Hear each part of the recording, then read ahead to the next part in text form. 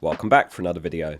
We've got 4 game weeks remaining, including 2 double game weeks in the next 3, still big gains to be had.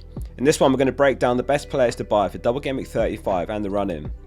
It's a double game week this week for Chelsea and Spurs. Chelsea are away to Villa then home to Spurs, while Spurs are home to Arsenal and away to Chelsea. Let's get into it. Starting off with the keepers, and as expected Vicario and Petrovic are the top 2 this week with 6.3 and 6.2 projected points. Very little to separate them, and realistically their clean sheet probabilities are going to be low. For the final 4 game weeks, Vicario is on 20 projected points and Petrovic 19.5.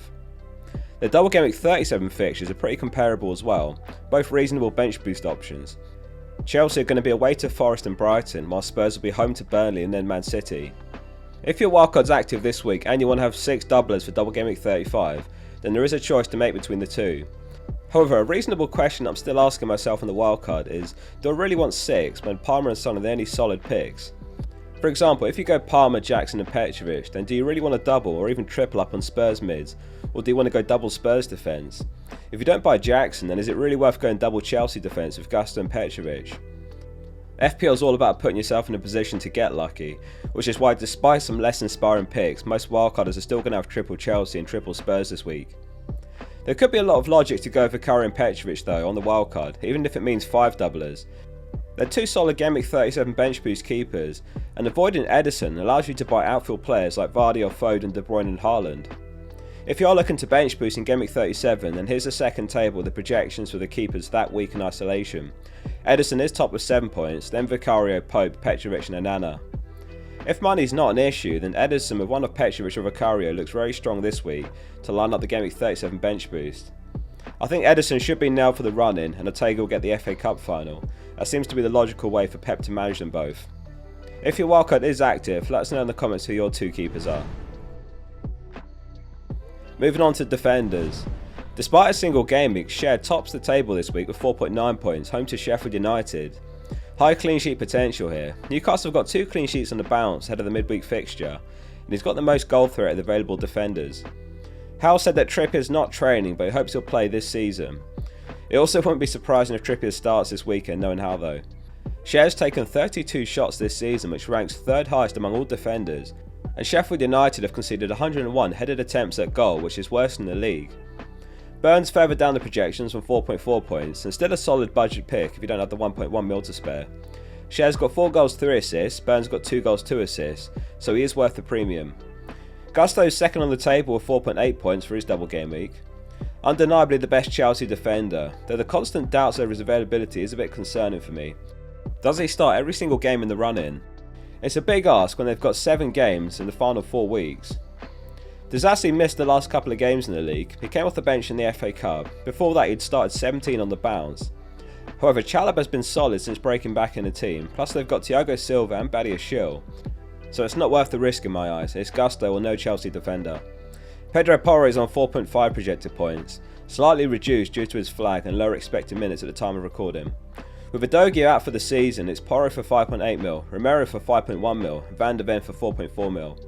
You get what you pay for really. No defender's taken more than Porro's 42 shots this season, and he's registered 7.65 expected goal involvement. Despite having 2 less fixtures to play for the run-in, Trent's got high projected points than Gusto for the final 4, and more than Share as well. A pretty under the radar pick on the wildcard, as a lot of us are going to be looking to maximise doublers. Scored an unreal free kick against Fulham on the weekend, beating Leno in the top left corner. Man United are home to Burnley this weekend, so Dalot and Maguire make the table with 4 points and 3.8 points. Dalot does cost 1 mil more though.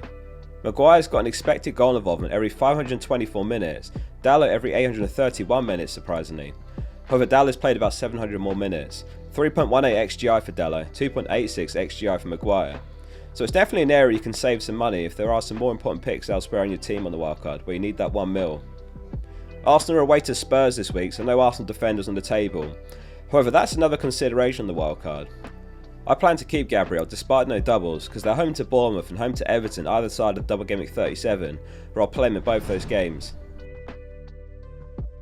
On to the midfielders, and Palmer's top this week with 10.7 points and then Son on 9.8. At the time of recording, Palmer had doubt for the Arsenal game with illness reportedly. However, they play their Gameweek 35 fixture on Saturday night, so there's a good gap between now and then to recover. and assuming he's declared available by Pochettino, he'll be the most popular captain this week.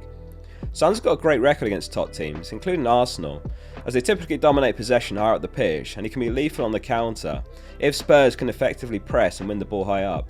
Son's got 6 goals and 2 assists in his last 8 league meetings with Arsenal. A second Spurs mid is where it gets tricky on the wildcard. The likes of Foden, Palmer, Son, Gordon and Bruno are all great options, which makes it challenging to find room for Maddison or Johnson.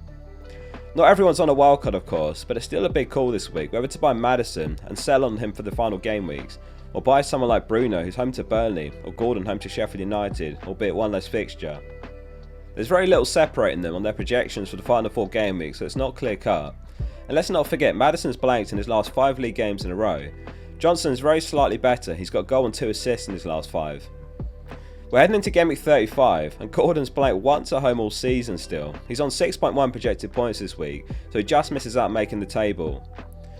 They'll probably return now that I've said this, but avoid Gallagher and Enzo, and they're both low ceiling picks. Most wildcards are running without Salah for the final 4 game weeks, and this is where the non-wildcarders could make some huge ground up if he can hit form for the final 4. Or even if you are wildcarding, you could still buy him to hedge against the majority of wildcarders that are selling him. At the moment, my wildcard midfield is Son, Palmer, Gordon, Fernandes and Foden.